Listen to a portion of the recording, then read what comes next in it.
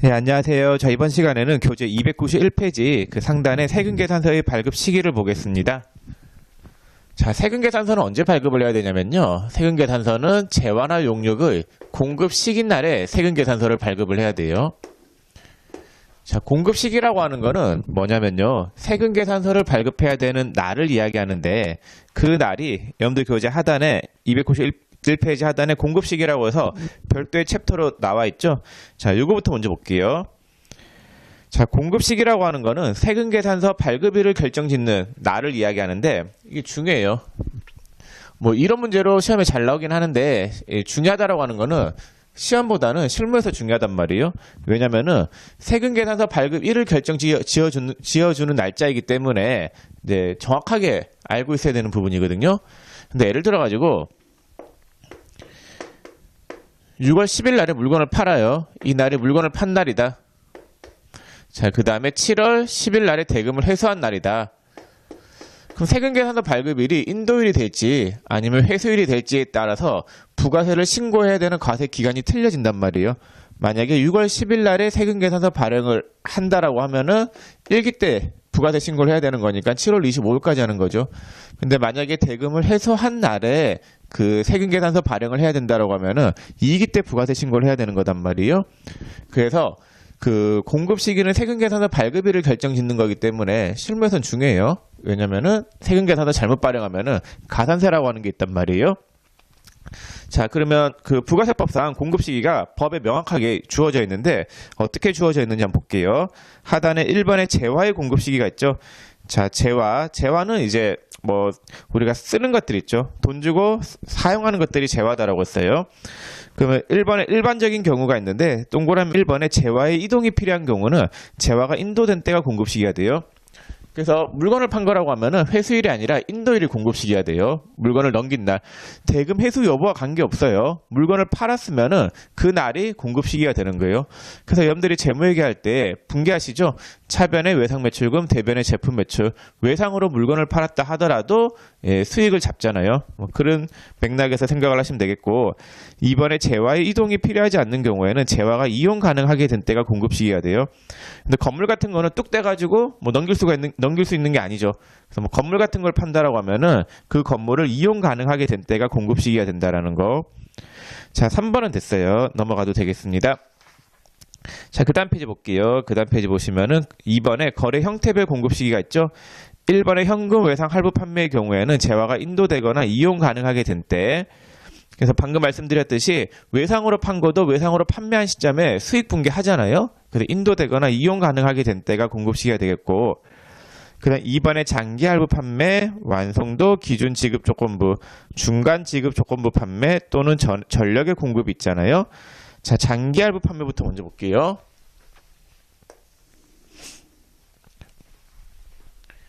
자, 장기 할부 판매가 뭐냐?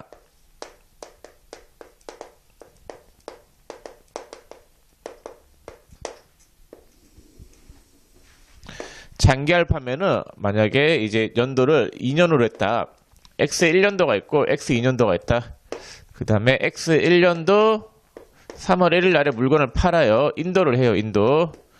인도를 하고, 그 다음에 X 2년도 9월 30일까지라고 할게요. 예, 이렇다라고 했을 때 3월 1일 날에 물건을 판매하고 대금을 어떻게 받느냐? 대금은 9월 30일 날에 10,000원을 받기로 했고, 그 다음에 3, 4, 5, 6, 7, 8, 9 8월 31일 6개월마다 받는다고 할게요. 8월 31일. 그 다음에 그냥 기간을 이렇게 할게요.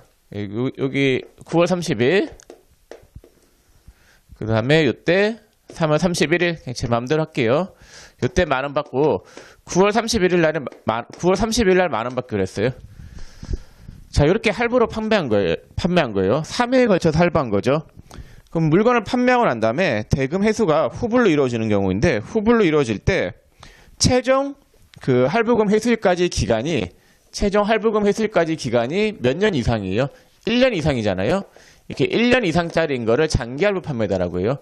그래서 장기 할부 판매라고 하는 거는 물건을 판매하고 난 이후에 최종 할부금 지급일까지의 기간이 1년 이상짜리인 거를 장기 할부 판매다라고 하는데 얘 같은 경우에는 공급 시기가 언제가 되냐면요. 대가의 각 부분을 받기로 한때요. 이때.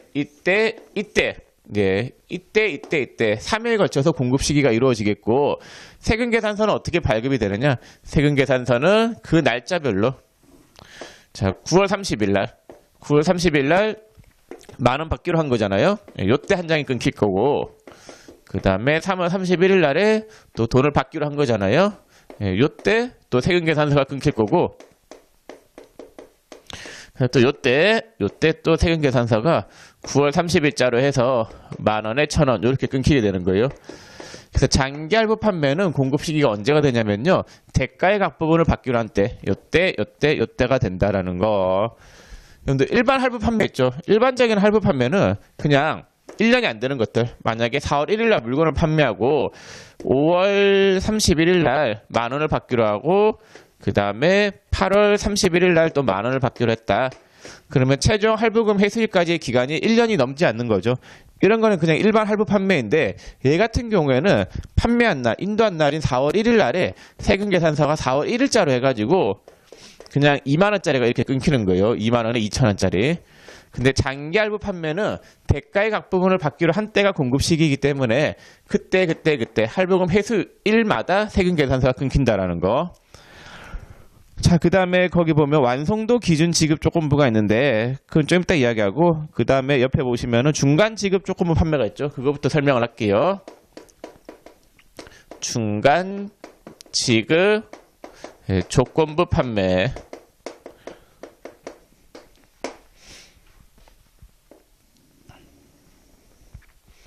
자, 계약금, 중도금, 잔금 형식으로 돈을 받는 거다라고 할게요. 계약금, 중도금, 잔금, 이렇게 돈을 받는 거라고 했을 때 계약금이 만 원이고 그 다음에 중도금이 만 원이고 잔금이 만 원이다라고 할게요. 자, 계약금 이외의 대가를 2회 이상 분할하여 지급받고 그 다음에 최종 잔금일까지의 기간이 이게 4월 1일이었고 5월 31일이었고 7월 31일이다라고 할게요. 자, 최종 잔금일까지의 기간이 6개월 이상짜리인 거 6개월 이상인 거를 중간 지급 조건부 판매다라고 해요. 그래서 중간 지급 조건부 판매는 계약금 이외의 대가를 2회 이상 분할하여 지급받고 최종 잔금일까지의 기간이 6개월 이상짜리인 걸 말하고 잔금을 치러야지 재화가 인도가 되는 거예요. 이때 인도가 되는 거거든요. 자, 얘도 공급 시기가 언제가 되느냐? 대가의 각 부분을 받기로 한 때, 이때가 공급 시기가 된다라는 거. 그래서 이때에 세금계산서가 끊겨요. 세금계산서가 며칠자로 끊기냐면요. 4월 1일자로 해서 공급가액 만 원에 부가세 1,000원짜리 끊기고 그 다음에 중도금은 5월 31일자죠. 5월 31일자로 해서 공급가액 만 원에 부가세 1,000원. 자, 그 다음에 7월 31일자로 해서 공급가액 만 원에 부가세 1,000원. 이렇게 끊기는 거. 이게 중간 지급 조건부 판매예요. 그래서 중간 지급 조건 판매도 그 공급 시기가 대가의 각 부분을 받기로 한 때, 이때. 네. 아무튼 날짜를 제가 잘못 적었네. 이게 6개월이 안 되네. 이게 11월 30일이었다라고 할게요. 네, 11월 30일. 그럼 6개월이 넘어가죠? 그래서 6개월 이상일 경우에는 대가의 각 부분을 받기로 한 때예요. 그러면 여러분들 딱 봤을 때 이 장기할부 판매하고 중간 지급 조건 판매하고 거의 차이가 없어 보이죠? 없어 보이는데 얘는 1년이고 얘는 6개월짜리잖아요. 이 차이가 뭐냐면요. 할부 판매는 물건을 팔아요. 일단 팔고 난 다음에 대가를 후불로 받는 걸 이야기하고 중간 지급 조건 판매는 돈을 다 받았을 때 잔금을 치루었을 때 물건이 나한테 소유권이 넘어오는 거. 근데 건물 같은 거 사실 때 계약금 내시고 중도금 내시고 잔금 치르고 이러잖아요. 잔금을 치르면은 나한테 소유권 이전 등기가 소유권이 넘어올 거단 말이에요. 그런 걸 이야기해요. 자, 그래서 여러분들 시험에서는 이 장기할부 판매가 뭐냐, 중간 지급 조건 판매가 뭐냐 그런 건 안 물어봐요. 그런 건 안 물어보고 여러분들 시험에서 물어보는 거는 그냥 장기할부 판매의 공급 시기는 언제냐, 중간 지급 조건부 판매의 공급 시기는 언제냐, 뭐 그런 걸 물어보겠습니다. 자, 그 다음에 거기 완성도 기준 지급 조건부가 있죠. 이건 뭐냐면요. 만약에 계약을 맺을 때 일을 해주는 계약이에요. 근데 완성도가 한 100%까지 진행이 돼야지 뭐 일이 끝난다라고 했을 때,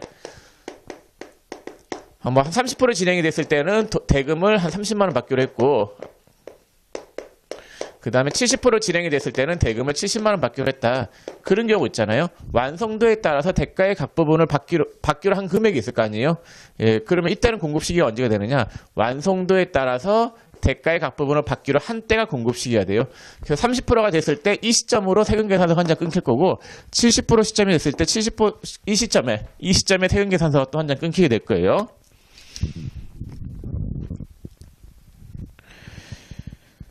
자, 됐습니다. 그 다음 뭐 전력의 공급, 그건 안 중요해요. 넘어가도 되겠습니다. 자, 그다음 3번에 반환 조건부, 동의 조건부의 경우가 있는데, 이렇게 조건자가 붙은 거는 조건이 성취된 때가 공급 시기가 돼요. 자, 그다음 4번에 재화의 공급으로 보는 가공의 경우가 있는데, 가공의 경우에는 두 가지가 있다라고 썼죠. 그 주요 자재의 전부나 일부를 부담하는 경우에는, 자기가 직접 주요 자재의 전부나 일부를 부담해서 가공을 하는 경우에는 재화의 공급이고, 그렇지 않은 경우에는 용료의 공급이라고 썼죠. 그래서 재화의 공급으로 보는 가공의 경우는 그냥 일반적인 재화의 공급으로 보면 되기 때문에 인도된 때가 공급 시기가 돼요. 자, 그 다음에 3번에 자가 공급, 개인적 공급, 사업상 증여가 있는데,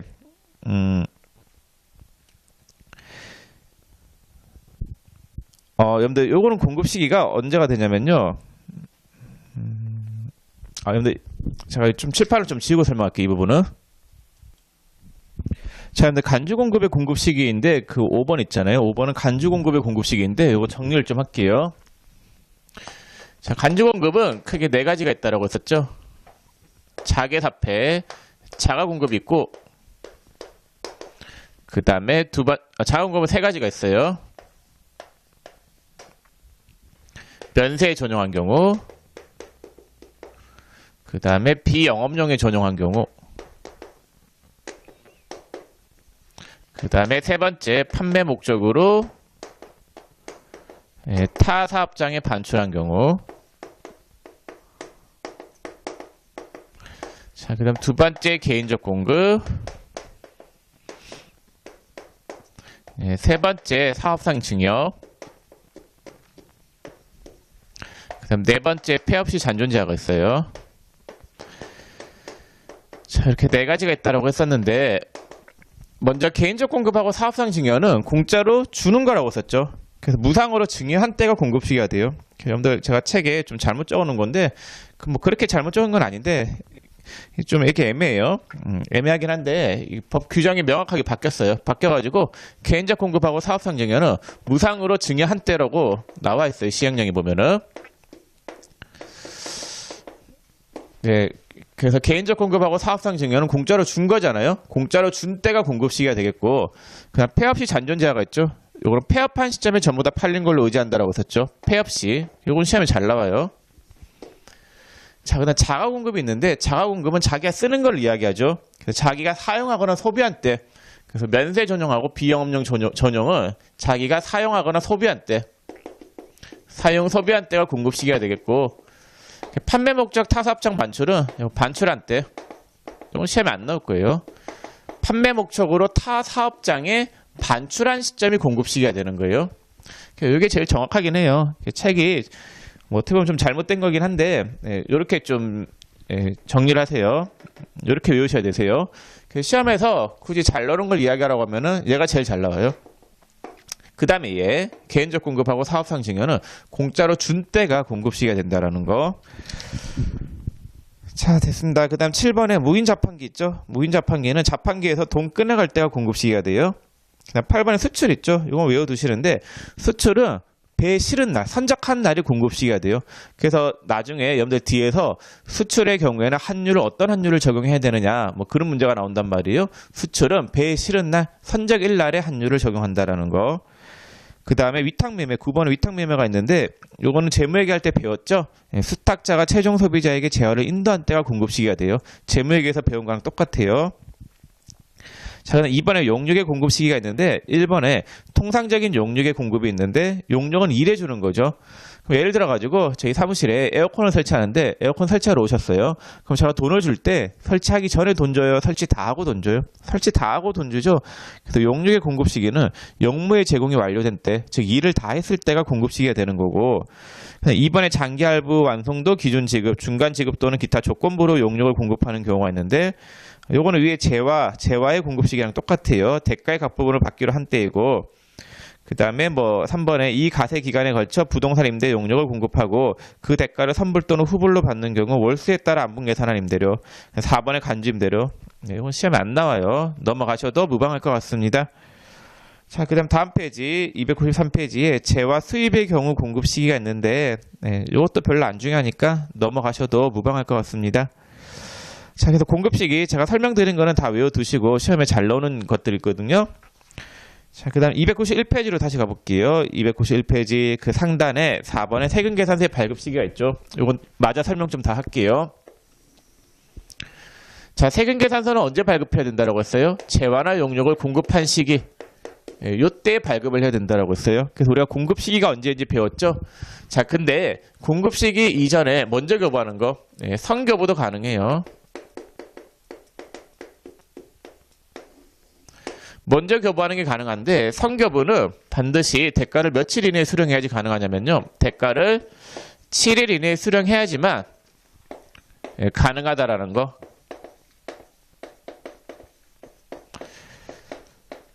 공급 시기 전에 먼저 교부하는 것도 가능한데 먼저 교부가 가능하려고 하면은 반드시 대금 수령이 되어 있어야 돼요. 돈을 7일 이내에 받아야 돼요. 발행한 날로부터 7일 이내에 받아야지 선교부가 가능하고, 자, 그 다음에 후교부도 가능해요. 공급 시기 이후에 교부하는 후교부도 가능한데, 자, 이거는 뭐냐면요. 잉여골의 공급가액을 합계하여 잉여골의 공급가액을 합계하여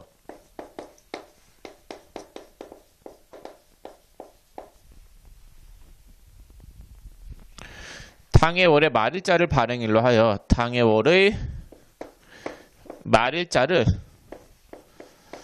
작성 연 월 일로 하여 다음 달 10일까지 발행하는 거. 10일까지 발행 가능하다. 이게 후교부예요. 그래서 이게 무슨 말이냐, 그림을 그려서 좀 설명을 해볼게요. 후교부. 자, 3월달이 있다라고 할게요. 3월달. 자, 3월달이 있는데 A라는 거래처를 대상으로 3월 5일날에 세금계산서 발행을 해야 돼요. 얼마짜리냐면요. 공급가액 만원에 부가세 1,000원짜리. 그 다음에 3월 10일날에 또 발행을 해야 돼요. 얼마짜리 발행해야 되냐면요. 5만원에 5,000원짜리. 자, 그 다음에 또 발행을 해야 돼요. 3월 21일 날에 또 발행을 해요. 8만원에 8,000원짜리. 자, 이렇게 발행을 한다. 3건을 발행을 해야 되는 거예요. 자, 3건을 발행을 해야 되는데, 이 세금계산 발행 업무가 상당히 귀찮은 업무예요. 실무에서 해보면은, 일하기도 바빠 죽겠는데, 이거 발행한다라고 시간을 낭비하면은 일도 못하고 그런단 말이에요. 만약에 동일 거래처에 대해서 한 달 동안 거래가 100건이 일어날 수도 있는 거 아니에요? 그럼 100건, 세금계산서 100장을 발행하면은 회계 담당자가 일하는데 상당히 애로사항이 있을 거단 말이에요. 그래서 세금계산서 발행과 관련된 업무를 좀 편하게 해주기 위해서 이 한 달, 3월이라고 하는 이 달이면은 이 달 거를 다 묶어요. 한 달치를 묶어가지고 합계를 해요. 합계를 해가지고 그 날짜를 며칠자로 발행하면 되냐면요. 말일자로 하면 돼요. 그래서 세금계산서의 날짜를 작성 요노리를 3월 31일자로 해서 당해 월의 말일자를 작성일로 하여 세금계산서의 필요적 기재사항 중에서 작성 요노리를 있죠. 그 작성 요노리를 3월 31일로 하는 거예요. 그래서 이거 합쳐요. 만원, 5만원, 8만원 합치면은 14만원이 나오겠네요.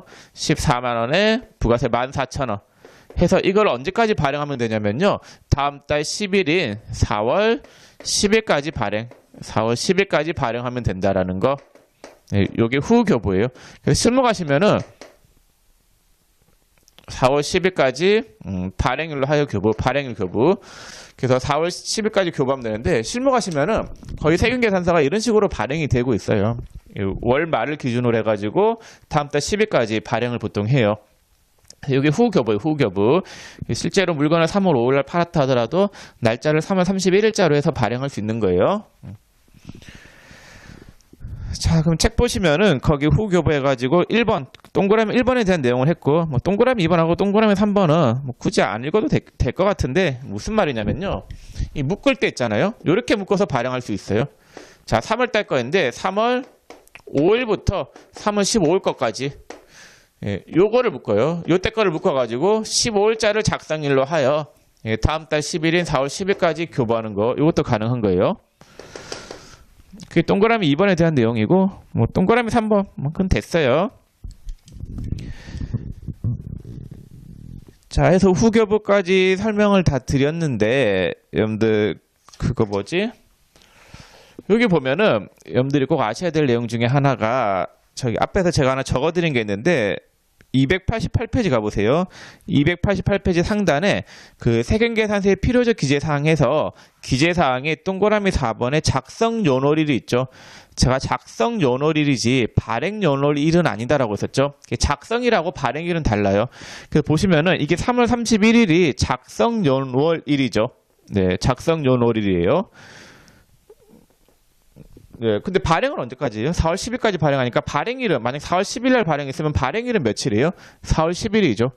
그래서 세금계산서에 꼭 들어가야 되는 필요적 기재사항은 이 작성 연월일, 공급 시기예요. 이날이 공급 시기를 이야기하는 거고 발행일하고 작성 연월일은 다른 개념이다라는 거, 그거 주의하세요. 그 다음에 이거 후교부할 때 있잖아요. 근데 묶을 때 3월 한 달, 잉여월만 묶을 수 있는 거예요. 3월 달 내에서 묶을 수 있는 거지. 이렇게 묶는 건 안 돼요.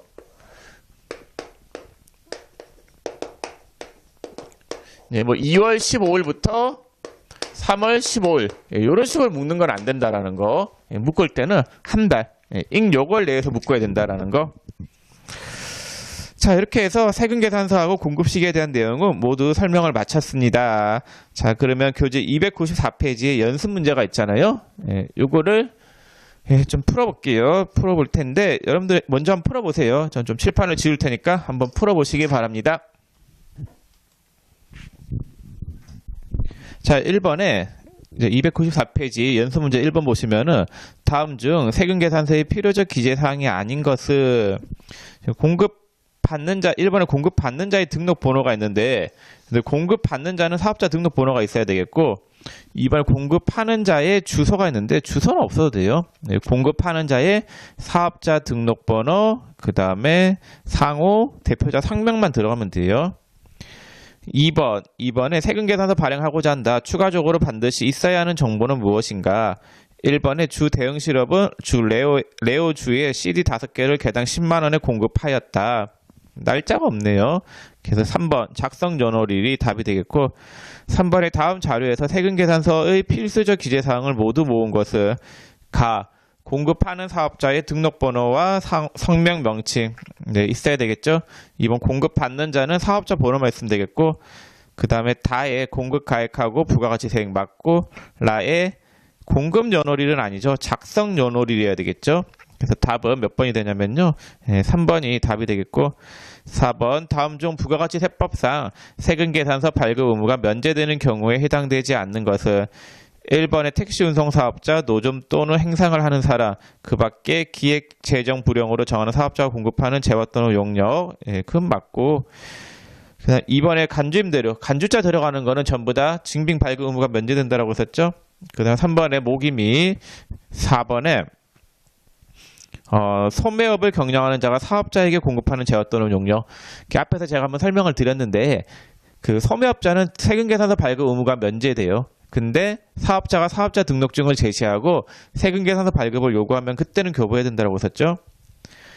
자, 답은 4번이 되겠고 5번 문제 볼게요. 5번에 다음 중 세금계산서 발급 의무가 면제되는 경우에 해당되지 않는 항목은 답이 2번인데 간단하게 한번 말씀을 드렸을 거예요. 간주공급은 세금계산서 발급 의무가 면제예요. 네, 면제인데 간주 공급 중에서 예외가 하나 있어요. 예외가 뭐냐면요. 판매 목적 타사업장 반출은 세금 계산서 교부를 해야 돼요.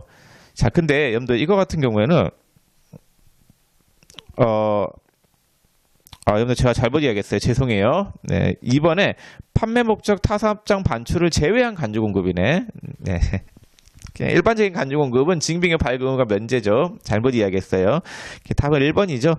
내국 신용장 또는 구매 확인서에 의하여 공급하는 재화. 이게 중요하다고 썼죠.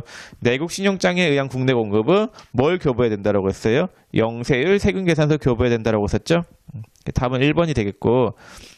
자, 6번. 다음 중 부가가치 세법상 사업자별 발급 가능한 증명서류로서 잘못 짝지어진 것은 딱 봐도 1번이 답일 것 같지 않아요?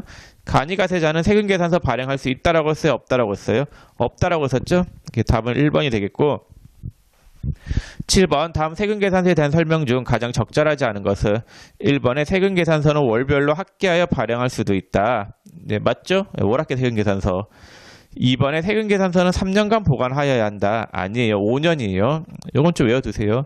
모든 증빙은 보관 의무가 5년이에요. 자, 8번. 다음 거래는 가세사업자인 주 알파의 거래이다. 세금계산서가 발행되지 않는 거래는 3번의 직수출이겠죠. 직수출은 증빙의 발급 의무가 면제라고 썼죠. 받아 건너가는 수출은 해외에 있는 사업자가 우리나라 세금계산서 받아봤자 쓸 데가 없다라고 썼잖아요. 9번. 다음은 부가가치세법상 전자세금계산서와 관련된 내용이다. 틀린 것은 1번의 법인사업자는 전자세금계산서 의무발급 사업자이다. 맞죠? 2번 직전 연도의 사업장별 재화 및 용역의 공급가액의 합계액이 2억 원이 아니라 3억 원 이상인 개인 사업자죠. 2번이 틀렸고 자, 10번 다음 중 부가가치세법상 세금계산서 제도와 관련한 설명 중 틀린 것은 1번에 공급 시기가 도래하기 전에 세금계산서를 교부하고 교부 1로부터 7일 이내에 대가를 지급받은 경우에는 적법한 세금계산서를 교부한 것으로 본다. 네, 맞죠? 2번 매입자도 법정 요건을 갖춘 경우 세금계산서를 발행할 수 있다. 맞고 3번 2번 같은 경우는 안 배운 건데 매입자가 세금계산서를 발행할 수 있는 제도도 있다. 그 정도만 아시면 돼요. 크게 요건이나 내용, 자세한 내용은 몰라도 돼요. 3번 영수증 교부 대상 사업자가 신용카드 매출 전표 교부 시 세금계산서를 교부할 수 없다. 맞는 말인데 영수증 교부 대상 사업자가 카드 전표를 발행하잖아요. 카드 전표를 발행했으면 세금계산서 교부를 못해요. 똑같은 증빙을 2개 발행하는 건 안 되는 거예요. 근데 그건 돼요. 그러니까 세금계산서를 발행하고 대금 결제를 카드로 하는 건 되는데 카드가 먼저 발행이 된 상태에서 나중에 그 후에 세금계산서 발행하는 거 그건 안 돼요. 제가 한 말이 좀 어려웠으면은 됐어요. 넘어가도 돼요. 자, 그 다음에 4번 그러니까 3번 같은 거는 답되는 문장으로는 시험에 절대로 안 나올 거니까 그냥 넘어가셔도 되겠고 4번에 모든 영세율 거래에 대하여 세금계산서 교부 의무가 없다. 이게 답이죠. 내국 신용장에 의한 국내 공급은 영세율 세금계산서 교부해야 된다고 썼죠. 자, 그다음 11번 부가가치세법상 세금계산서는 원칙적으로 재화 또는 용역의 공급 시기에 교부하여야 하나 거래처별로 잉여거래 공급가액을 합계하여 당해 올해 말일자를 발행일로 하여 세금계산서를 교부하는 경우 이게 용어가 좀 정확하진 않은데 말일자를 발행일이 아니라 작성일로 하여 이렇게 돼야 되는 게 맞긴 해요. 이 문제가 좀 옛날 문제 33회잖아요. 그래서 이 문구가 좀 잘못된 문구이긴 해요. 자, 어쨌거나 이건 답되는 거랑은 관계없으니까 넘어가시고 그 다음에 계속 읽어볼게요. 공급일이 속하는 달의 다음 달 며칠까지 교부할 수 있어요? 10일이겠죠? 11번의 답은 3번이 되겠습니다. 자, 그 다음에 12번. 당사는 주 실버벨가의 3월 1일부터 3월 31일까지 매출분에 대하여 3월 31일자로 세금계산서를 교부하기로 했다. 부가세법상 세금계산서는 언제까지 교부하여야 하는가? 다음 달 10일이니까 답은 1번이 되겠고 13번 전자세금계산서 국세청 전송기한은 발급일 다음 날까지죠. 2번이 답이고 14번 다음 중 전자세금계산서를 의무적으로 발급해야 하는 사업자로 가장 적절한 것을 자, 세금계산서 의무발급 사업자 전자세금계산서 의무발급 사업자는 1번이 답이 되겠죠. 네, 법인이 답이 되겠고 15번 다음은 부가가치세법상의 재화와 용역의 거래 시기에 대한 설명이다. 틀린 것은 1번에 재화의 이동이 필요한 경우에는 재화가 인도된 때, 2번에 장기 할부 판매의 경우 각 대가를 받기로 한 때이고, 3번에 재화의 공급으로 보는 가공의 경우에는 재화의 가공이 완료된 때. 네, 가공은 뭐예요? 그 재화의 공급으로 보는 거니까 재화가 인도된 때가 되겠죠? 예, 답이 3번이 되겠고, 그 다음 15번에 4번 지문은 몰라도 돼요. 네, 그럼 무시하셔도 되겠습니다. 자, 16번 다음 중 부가세법상 재화의 공급 시기로 틀린 것은 4번이 답인데 폐업 시 잔존 제한은 언제라고 했어요? 폐업한 때라고 했었죠. 자, 그럼 17번 다음 중 부가가치세법상 공급 시기는 기억 3월 1일 날 A 제품 판매 주문을 받았음. 네, 주문받은 건 그 공급 시기 아니에요. 니은 3월 31일 날 A 제품 판매 대가 100만 원을 전액 수령하고 세금 계산서를 발급함. 그 다음에 디귿에 4월 3일 날 A 제품을 인도했다라고 되어 있죠. 네, 공급 시기는 3월 31일이 되겠네요. 인도한 날 4월 3일이 공급 시기가 돼야 되는 게 맞긴 한데 요거는 성교부죠. 그 대가를 7일 이내에 받고, 그러니까 재화를 세금 계산서를 발급하고 난 다음에 대가를 7일 이내에 받으면은 선교부가 가능하다라고 했는데, 얘는 세금 계산서를 발급한과 동시에 바로 대가를 받았잖아요. 그 요건을 다 만족했기 때문에 3월 31일 날에 세금 계산서 발급된 거는 적법한 거고, 예, 그때 날짜로 3월 31일자로 세금 계산서 발급이 가능해요. 그래서 공급 시기는 3월 31일 2번이 답이 돼요. 그래서 공급 시기는 세금 계산서 발급일을 이야기하는 거예요. 자, 이렇게 해서 3장도 모두 마쳤습니다. 그럼 이번 시간은 여기서 좀 마칠게요. 수고 많으셨습니다.